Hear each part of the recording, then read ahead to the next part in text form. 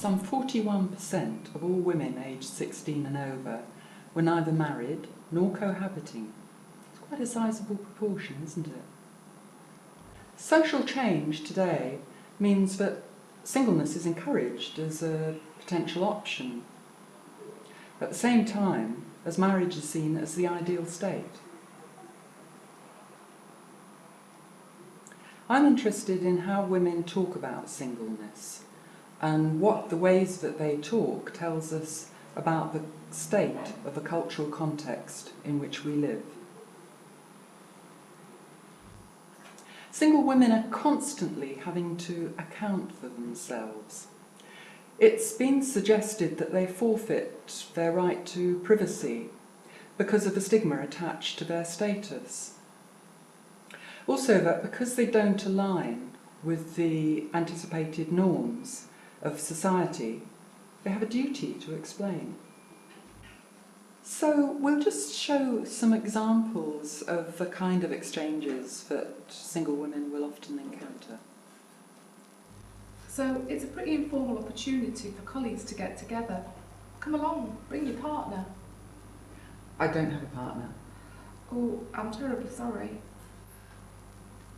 So, how come you never married?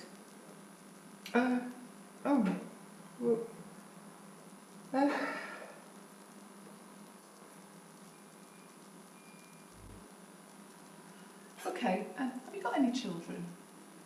No, I haven't. Oh.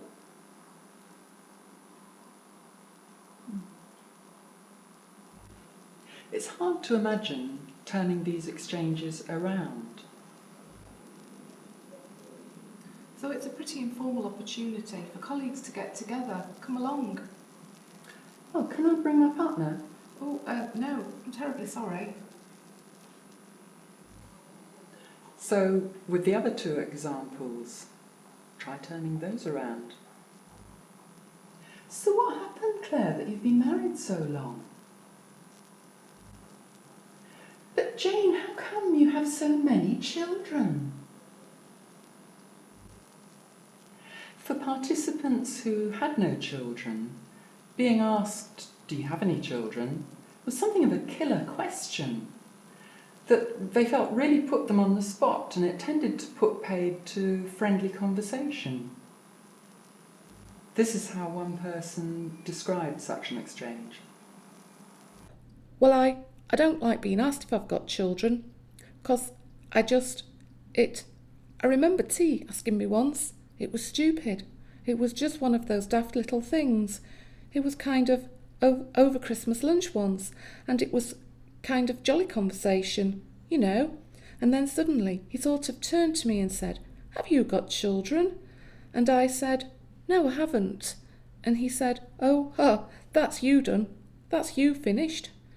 I didn't know what to say, and it was kind of, it just sort of changed the mood, and we had to go on to something else, because I didn't feel like he didn't know if he should ask anything next, and I didn't feel like explaining, being deaf, having to defend my position.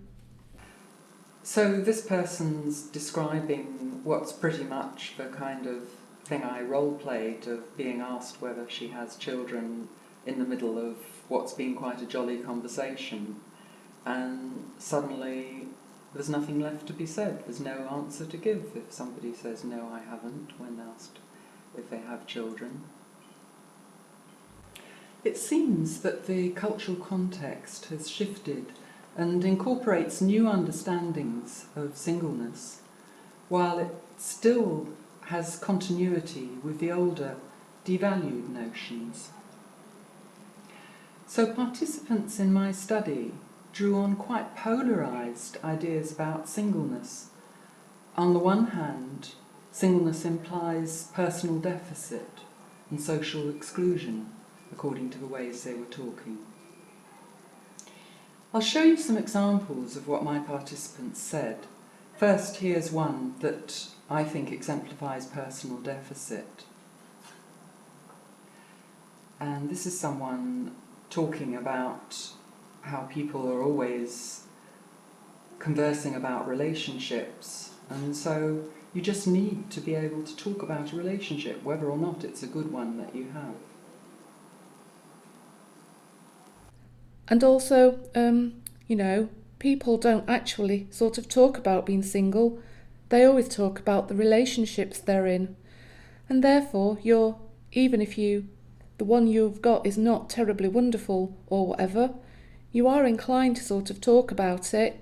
And also, even if you are not in a relationship at all at the time, it's always about what I would like it to be, or I was, rather than a poor pathetic creature, really.